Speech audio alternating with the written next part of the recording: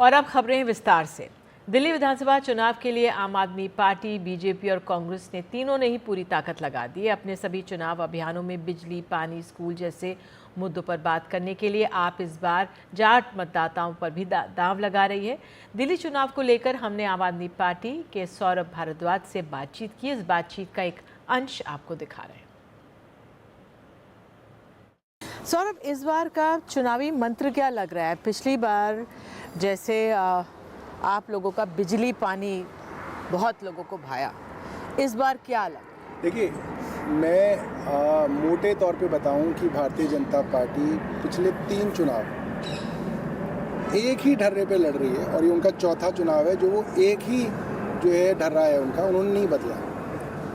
उन्होंने सारे चुनाव, चाहे वो 2013 का हो, चाहे 2015 का हो, 2020 का हो और अब 25 का हो, उन्होंने सिर्फ और सिर्फ अरविंद केजरीवाल को गालियां दी हैं और एक डर्टी अगली कैंपेन लॉन्च किया हर बार। मतलब कभी उनके मफलर का मजाक उड़ाया गया, कभी उनकी खांसी का मजाक उड़ाया गया, कभी उनके ऊपर आरोप लगाए गए, कभी उनके ऊपर शाई फेंकी गई, कभी किसी ने थप्पड़ मार दिया। और ये भद्दी चीज़ें हैं। दिल्ली के लोग, आप ये समझिए, Delhi is cream of India. पूरे इंडिया के यूपी, बिहार, राजस्थान, कर्नाटका, तमिलनाडु जो क्रीम है, जो लोग ये समझिए एस्पिरेशनल लोग हैं, वो अपने उन इलाकों से यहाँ पे आए हैं कुछ बड़ा नाम करने, अपना एक कंट्रीब्यूशन करने, या बोलिए अपने लिए पैसा कमाने। ठीक है, उस तरीके के लोगों को ये फुहड़ राजनीति पसंद नहीं आती है। तो प्रॉब्लम क्या है बीजेपी की? Year after year they do negative politics, और अरविंद केजरीवाल और आम आदमी पार्टी सिर्फ पॉजिटिव पॉलिटिक्स करती है। तो आप कह रहे हो बीजेपी का नेगेटिव प्रचार है? हाँ? वो उनको नुकसान करता है, वो दिल्ली को पसंद नहीं आता। अच्छा, तो इस बार ये भी देख रहे हैं ना, आम आदमी पार्टी इस बार जाट आरक्षण की बात भी कर रही है, ओबीसी में उसकी लाने की बात भी कर रही है। साथ ये भी हम देखते हैं जो ग्रंथियों, पुजारियों के लिए भी मानधन में भी कुछ लोगों से बात भी की है। तो थोड़ा क्या और डाइवर्सिफाइड, क्योंकि पहले आप जो क्वालिटी ऑफ लाइफ पर जो आप लोग फोकस कर रहे थे कि पानी हो, बिजली हो, 24 घंटे बिजली हो, लेकिन अब और चीज़ों पे फोकस। देखिए, अब जो मुख्य, एक तो सबसे बड़ी बात यह है कि every time you go to election, आप ये नहीं कह सकते कि जो हम दे रहे हैं वही देते रहेंगे। पब्लिक कहती है भाई ये तो आप दे ही रहे हैं हमें, अब आगे क्या देंगे? तो आगे की जब बात होती है, हर राज्य के अंदर और हर देश के अंदर वो होती है, तो आगे की बात में हमारा आया कि हर महिला को 2100 रुपये महीना देंगे। बुजुर्गों को जो 60 साल से ऊपर है, उन सब के लिए हमने ये तय किया है, 60 साल से अगर आप ऊपर हैं, आपका सरकारी हो या प्राइवेट अस्पताल हो, हॉस्पिटलाइजेशन और इलाज का सारा खर्चा दिल्ली सरकार वहन करेगी। लेकिन कांग्रेस जो आपका इंडिया गठबंधन में है, अब सब आप लोगों का साथ दे रहे हैं। उन्होंने जो 25 लाख के इंश्योरेंस की बात की है, क्या वो एक बहुत अच्छा कदम है? देखिए, ऐसा है कि कांग्रेस तो 25 करोड़ की भी इंश्योरेंस दे सकती है। वो कुछ भी कहें, उनके लिए तो खुला मैदान है ना, क्योंकि उनको तो करना नहीं है। अरविंद केजरीवाल को तो सरकार बनानी है, मुख्यमंत्री बनना है, तो उनको तो कैलकुलेट करके देखना है मैं कितना पैसा दे सकता हूँ, किसको नहीं दे सकता।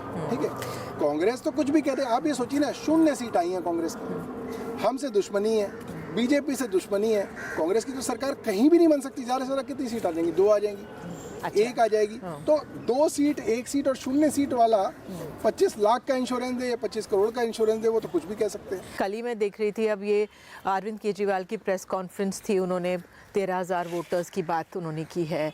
वोटर्स, फर्जी वोटर्स और लिस्ट में काटे जा रहे हैं। ये कितना बड़ा डर है, भय है आप लोगों के मन में? देखिए, आप ये समझिए कि ये सिर्फ आरोप नहीं है, ये तथ्यों के साथ प्रमाणित चीज़ है कि हमारे वोटर्स को चुन चुन के वोटर लिस्ट से डिलीट किया गया है। जिसने डिलीट करवाया है, जिस आदमी ने 100-100, 200 लोगों की एप्लीकेशन देके डिलीट कराया है, वो आदमी मिल नहीं रहे। वो कौन लोग हैं जिनके कहने पे आपने डिलीट कर दिया?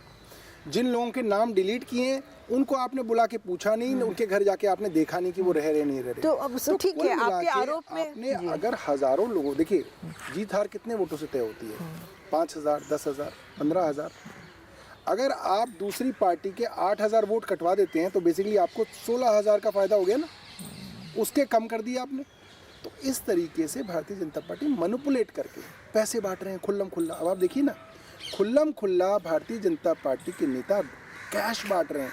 तो चुनाव आयोग ने दिल्ली चुनाव आयोग को बोला है कुछ किया तो नहीं, मगर अभी तक प्रवेश वर्मा के ऊपर कोई कार्रवाई नहीं हुई है। पता चला इनके और भी कैंडिडेट्स हैं जो 20-20 हज़ार रुपये दे रहे हैं।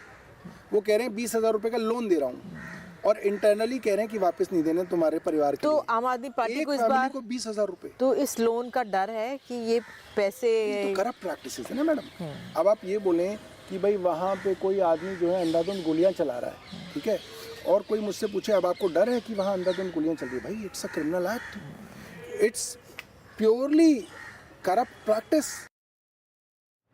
तो ये पूरी बातचीत सौरभ भारद्वाज के साथ आप आगे चैनल पर देख पाएंगे। बहरहाल आगे बढ़ते हैं।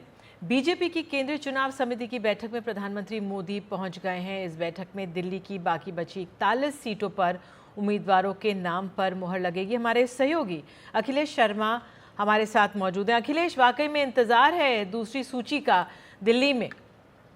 क्योंकि आज से नामांकन का काम शुरू हो गया है। 17 तक ये नामांकन भरे जा सकते हैं। और अगर आम आदमी पार्टी की बात करें तो वो काफ़ी पहले ही सभी 70 सीटों पर अपने उम्मीदवार घोषित कर चुकी है, लेकिन बीजेपी ने अभी तक केवल 29 सीटों पर ही उम्मीदवार घोषित किए हैं। आज दिन में बीजेपी अध्यक्ष जेपी नड्डा के साथ दिल्ली की जो कोर ग्रुप की बैठक है वो हुई थी। गृह मंत्री अमित शाह भी इसमें मौजूद थे।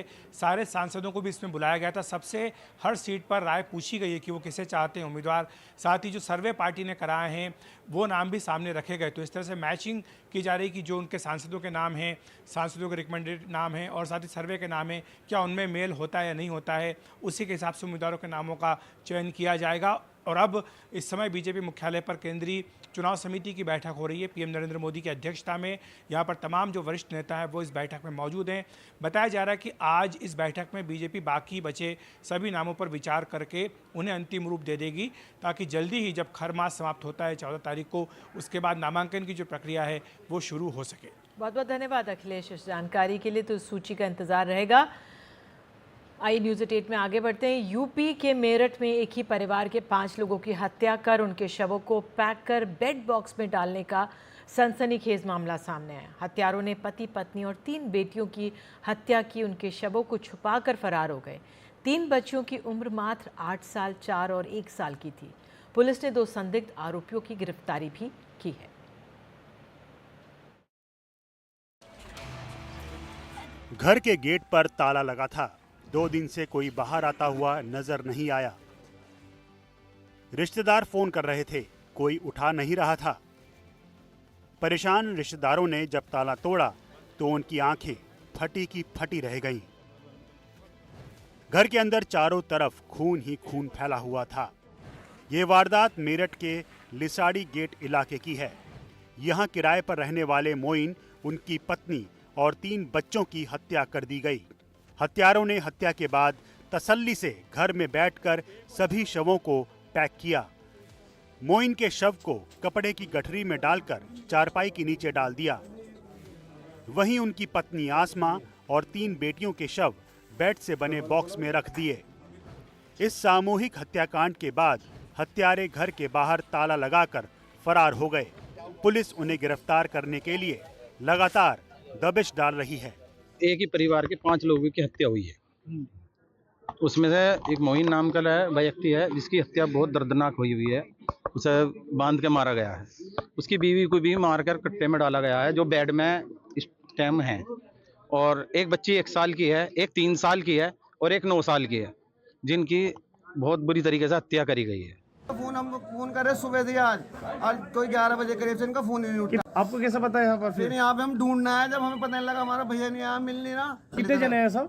5 जने हैं जी। क्या क्या नाम है इनके? एक का नाम तो भैया का नाम तो है मोइन, और जो उसकी घरवाली उसका नाम है वो आसमा, और लड़की का नाम है अक्षा, और उससे छोटी का नाम है अजीजा। तो यहाँ पर कितने? और उससे छोटी का क्या नाम है? अदीबा। सूत्रों के मुताबिक हत्या की यह वारदात एक जमीन के विवाद और कुछ पैसों की लेन देन को लेकर हुआ। मेरठ के लिसाड़ी गेट इलाके में मोइन ने अपने सौतेले भाई अमजद के साथ मिलकर एक ज़मीन खरीदी। इस ज़मीन के आधे हिस्से में अमजद अपना घर बना के अपने परिवार के साथ रहता था और मोइन को आधे हिस्से में अपना घर बनाना था। इस बीच मोइन के साले ने अमजद को 4 लाख रुपए उधार दिए, लेकिन अमजद एक चोरी के मामले में दिल्ली में जेल चला गया। ऐसे में विवाद पैसों के लेन देन को लेकर शुरू हुआ और जब मोइन ने इस ज़मीन पर अपना घर बनाना शुरू किया तो एक और विवाद शुरू हो गया। पुलिस इसी एंगल से इस मामले में जांच कर रही है। मृतक मोइन ने बुधवार को ही निर्माणाधीन घर में लेंटर डाला था। और मोहल्ले में लड्डू भी बांटे थे। उसी शाम के बाद से पूरा परिवार दिखाई नहीं दिया। पांचों शवों को पोस्टमार्टम के बाद सुपुर्दे खाक के लिए रिश्तेदारों को सौंप दिया गया है। फॉरेंसिक टीम मौके पर जांच कर रही है। पुलिस को शक है कि इस हत्या के पीछे अमजद का हाथ हो सकता है। इस मामले में पुलिस ने 3 नामजद और कुछ अज्ञात लोगों के खिलाफ मुकदमा दर्ज किया है और 3 नामजद में से 2 आरोपियों को गिरफ्तार भी कर लिया है, लेकिन अभी पुलिस ने हत्या की वजह साफ नहीं की है। मेरठ से अपने सहयोगी श्याम परमार और कैमरा पर्सन राजेश गुप्ता के साथ रणवीर, NDTV इंडिया।